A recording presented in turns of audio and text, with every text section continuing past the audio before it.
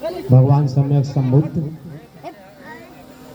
एवं परम पूजनीय बोधिसत्व बाबा साहब डॉक्टर अम्बेडकर को नमन करते हुए,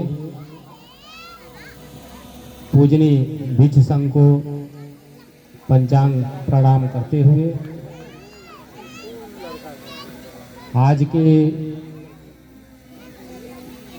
इस समारोह की अध्यक्षता कर रहे आदरणीय अध्यक्ष महोदय, मंच पर विराजमान समस्त वक्तागण, इस कार्यक्रम में पधारे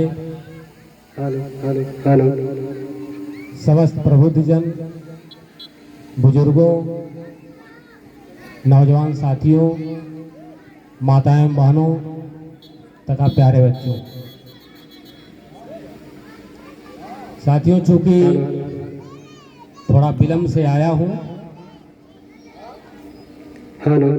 और आते ही मंच पर अपनी बात रखने का अवसर पा लिया हूं। अब इसके पहले बहुत सारे कितने वक्ता अपनी विचार को रखे हैं, उनके विचार को मैं जान सुन नहीं पाया हूं, क्योंकि जो कार्यक्रम है उसके संदर्भ में बात होनी है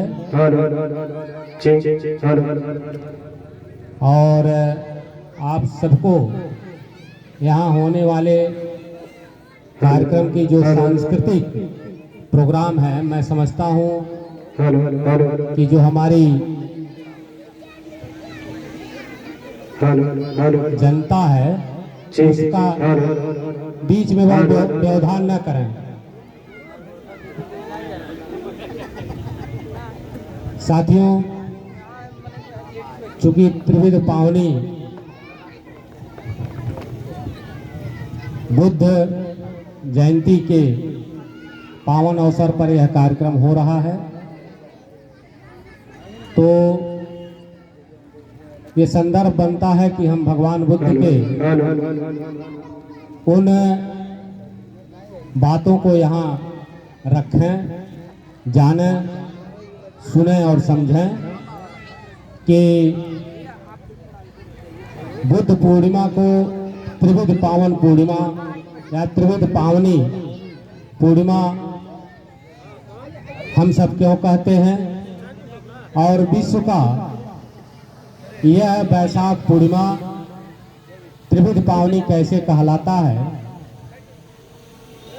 अगर इस पर हम बात रखते हैं तो निश्चित रूप से त्रिविध पावनी के उपलक्ष्य में जो ये हमारा समारोह हो रहा है उसकी प्रासंगिकता में चार चांद लग सकता है। बुद्ध धर्म में पूर्णिमाओं का बहुत महत्व है। हम सभी कैलेंडर ईयर जो हमारे पास है, जनवरी फरवरी, यह तो महत्व रखता ही है, लेकिन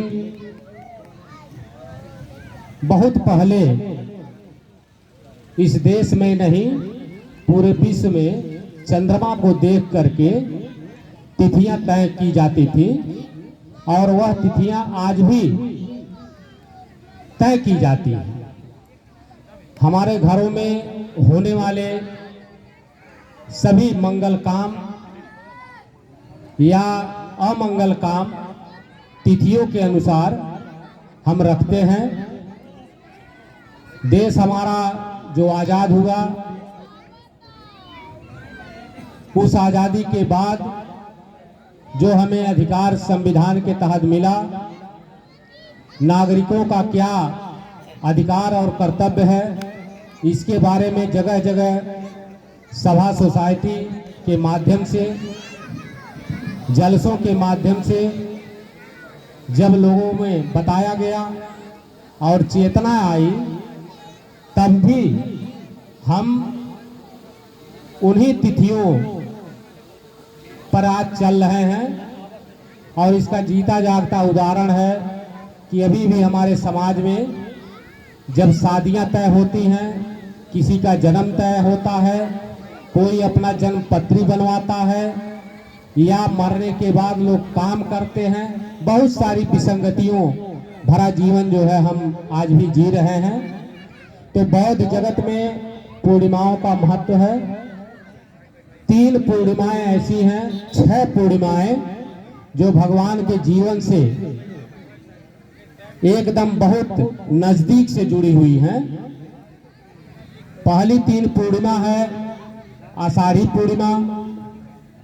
यह आषाढ़ी पूर्णिमा एक ऐसी पूर्णिमा है, वो भी 3 तरीके से बौद्ध जगत में सबसे चर्चित है और पूजनीय है तथा पावन माना गया है। वह इसलिए कि आषाढ़ी पूर्णिमा के दिन ही ऐसा माना गया है कि महामाया के कोख में सिद्धार्थ गौतम प्रवेश करते हैं, या उसी दिन से यह माना जाता है कि वह महामाया ने गर्भ धारण किया था, वह आषाढ़ी पूर्णिमा था। जब सिद्धार्थ गौतम 29 वर्ष के हो जाते हैं और महाराजा शुद्धोधन को इस बात का भनक लगता है कि हमारा लड़का संन्यास भी धारण कर सकता है, तो उनको संन्यास से विमुख करने के लिए तमाम कार्य जो है राजा करते रहते हैं। उनकी शादी हो जाती है, एक बच्चा भी पैदा हो जाता है, तो राजा को ये लगता है कि अब हमारा जो पुत्र है वह जो है संन्यास नहीं ग्रहण करेगा और अब वह गृहस्थों की तरह यहाँ हमारे पास रहेगा और हमारे बाद जो है वह राजगद्दी संभालेगा। लेकिन सिद्धार्थ गौतम जैसे ही 29 वर्ष की अवस्था पार करते हैं और राहुल का जन्म होता है, हमारे बीच में उपस्थित है श्री सत्यनारायण पूर्व मनोरंजन कर अधिकारी। आप बाबा साहब भगवान बुद्ध के चरणों में पुष्प अर्पित कर श्रद्धासुमन अर्पित करें। सत्यनारायण। तो आषाढ़ी पूर्णिमा के दिन ही सिद्धार्थ गौतम जो है कपिलवस्तु को छोड़ करके वह संन्यास ग्रहण कर लेते हैं। और हम सभी जानते हैं कि जब उन्हें बुद्धत्व लाभ 6 वर्ष बाद हो जाता है, तो आषाढ़ी पूर्णिमा के दिन ही वह सारनाथ के ऋषि पत्तन में, जिसे मृगदाव कहा जाता है, वहां उन्होंने अपने धर्म का प्रवर्तन किया, जिसे धम्म चक्र प्रवर्तन कहा जाता है। इस प्रकार आषाढ़ की जो तिथि है, पूर्णिमा है, वह हमारे बौद्ध जगत में बहुत महत्वपूर्ण स्थान रखती है। उसी तरह से बैसाख पूर्णिमा भी बौद्ध जगत में बहुत पावन माना गया है, क्योंकि बैसाख पूर्णिमा के दिन ही सिद्धार्थ गौतम का जन्म लुम्बिनी के वन में हुआ और बैसाख पूर्णिमा के दिन ही बोध गया में उन्हें बुद्धत्व लाभ मिला और बैसाख पूर्णिमा के दिन ही कुशीनारा में उनका महापरिनिर्वाण हुआ। इस तरह से जो 12 पूर्णिमाएं हैं उसमें ये आषाढ़ी पूर्णिमा और बैसाखी पूर्णिमा 6 घटनाओं के लिए बहुत ही प्रसिद्ध है और इसको बहुत ही पावन माना जाता है। इसीलिए हम इसको त्रिविध पावनी पूर्णिमा कहते हैं। और चूंकि हमारे इस देश में जब व्यक्ति कोई महान बन जाता है, क्योंकि कोई व्यक्ति जन्म से तो महान होता नहीं, यदा कदा यह बातें आई हैं जैसे सिद्धार्थ गौतम के लिए आई कि जब उनका जन्म हुआ तो राजा शुद्धोधन के यहाँ तमाम लोग जो है भविष्यवाणी करने आए और उसमें यह बताया गया कि यह बालक जो है बड़ा होकर के या तो चक्रवर्ती सम्राट बनेगा या संन्यास ग्रहण करेगा। राजा शुद्धोधन को उससे बहुत मतलब नहीं था, क्योंकि राजा थे, इसलिए उनके यहाँ जो भी भविष्य वाणी करने गए राजा के मुख को देख करके भविष्यवाणी किए। लेकिन जैसा ग्रंथों में आता है कि एक हिमालय पर रहने वाला असीत मुनि जब उस बालक को देखने आए तो वह बालक सो रहा था। शुद्धोधन को जब यह पता चला कि ऋषि आए हुए हैं और देखना चाहते हैं, तो लोगों ने बताया कि वह बालक तो सो रहा है। तो उन्होंने कहा कि ऐसा विलक्षण बालक ज्यादा देर नहीं सोते। तो अंदर ये पता चला कि वह बालक जग गया है और उस बालक को असीत मुनि ने देख करके जो लक्षणों को देख लेते थे, जान लेते थे, उनके लक्षण को देख करके ये कहा कि यह बालक चक्रवर्ती सम्राट बने न बने, लेकिन यह जो है संन्यास ग्रहण करेगा, इसका मैं यकीन दिलाता हूं। और वह रोने लगे। रोने लगे तो राजा शुद्धोधन ने कहा कि आप रो क्यों रहे? तो उन्होंने कहा कि जब यह बालक बुद्धत्व लाभ प्राप्त करेगा तब तक मैं इस शरीर से जीवित नहीं रहूंगा, इस बात का मुझे दुख रहेगा। लेकिन यह बालक दुनिया को एक नया ज्ञान देगा। और उनकी बात 100% सत्य हुई। राजा द्वारा तमाम की गई योजनाएं फेल हुई और सिद्धार्थ गौतम संन्यास ग्रहण किए।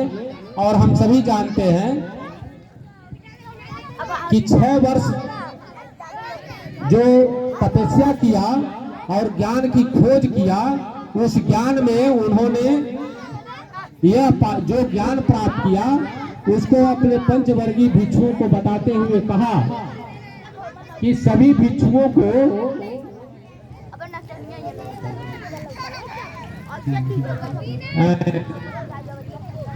दो पतियों से बचना चाहिए। पानी पिलाने वाले पानी अभी मत पिलाएं, जब तक कार्यक्रम चलेगा कृपया आप लोग पानी मत पिलाइए, बाद में पानी पिलाइएगा।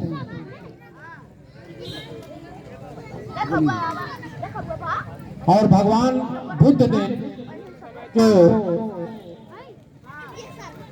पंचवर्गीय भिक्षुओं को जो उपदेश दिया, जिस धर्म का उपदेश दिया, उन धर्मों को जानने के लिए, उन बातों को जानने के लिए जब तक हमारा समाज तैयार नहीं होगा तब तक मैं समझता हूं कि बौद्ध समाज का निर्माण नहीं हो पाया।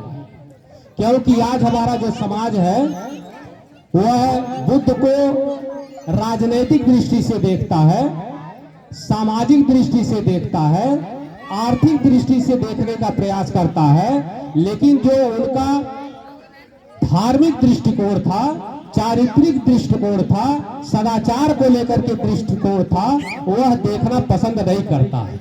इसीलिए तमाम हमारे जो नेता हैं या सुधारक हैं, वह बुद्ध की उन बातों को ज्यादा मंचों पर रखना चाहता है जिन बातों से समाज को राजनीतिक धारा की तरफ मोड़ा जा सकता है। लेकिन चूंकि हम जिस कमेटी से बिलोंग करते हैं, अखिल भारतीय बाबा साहब डॉक्टर अम्बेडकर समाज सुधार समिति, उस समिति के तरफ से हम चाहते हैं कि हमारा समाज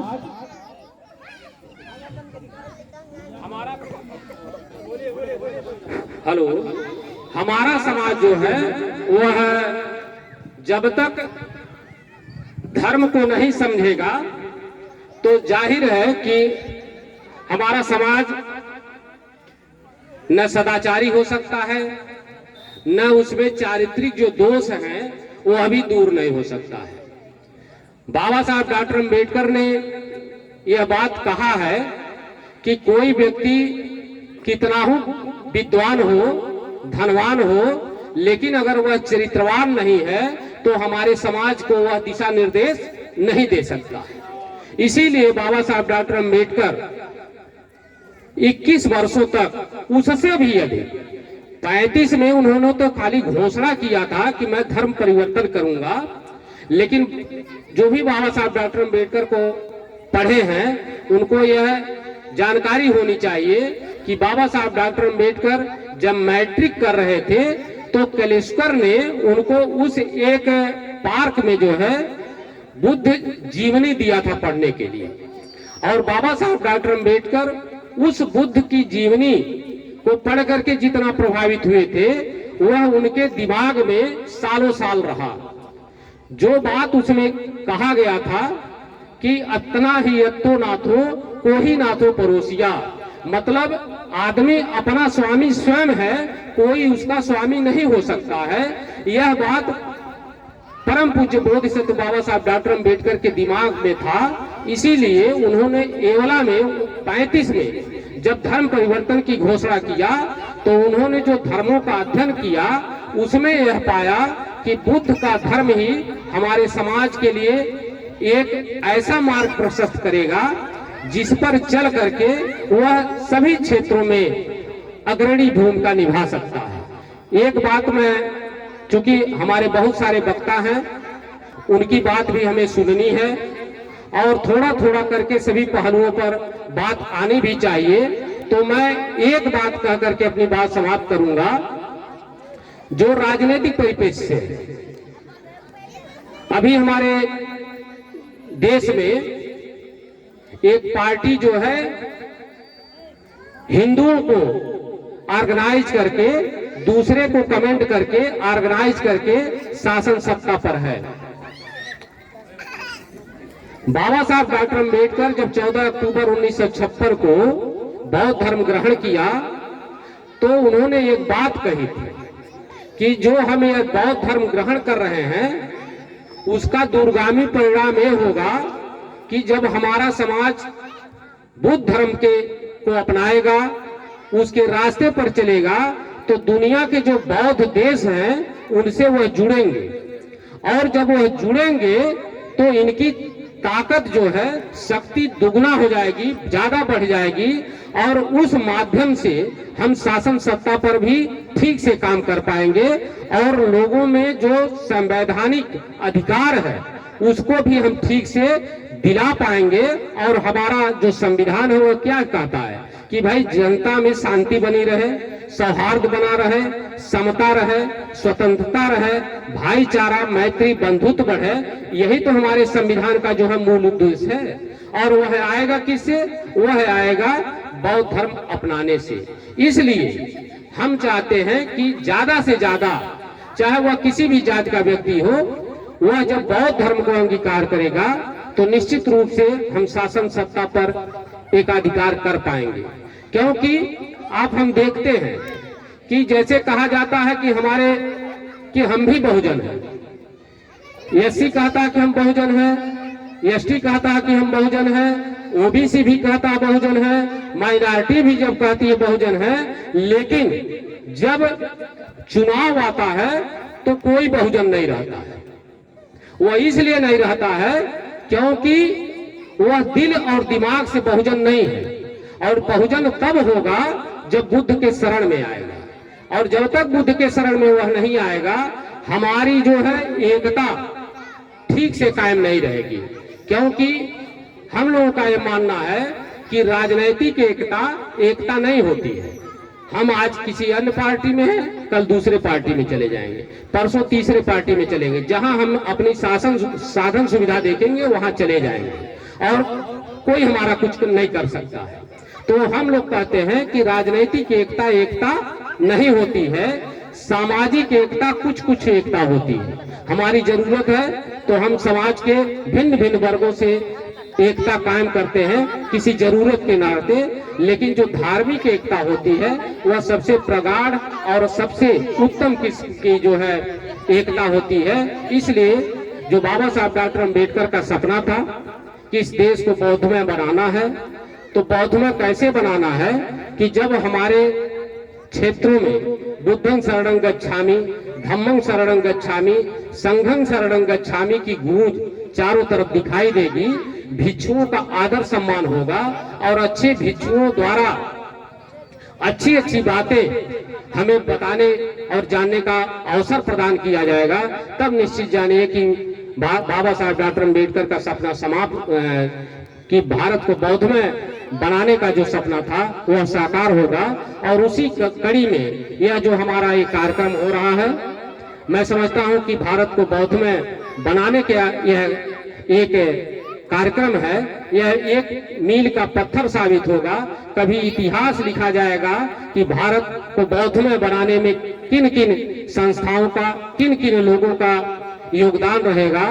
तो मैं समझता हूं कि नवापार का जो यह सभा है, हमारा जो अम्बेडकर विचारधारा युवा संगठन है, उसका भी नाम निश्चित रूप से कहीं न कहीं दर्ज मिलेगा।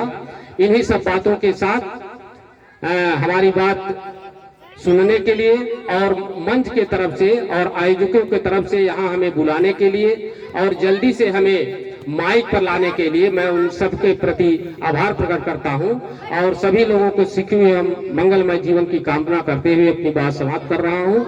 नमो बुद्धाय, जय भीम, जय भारत।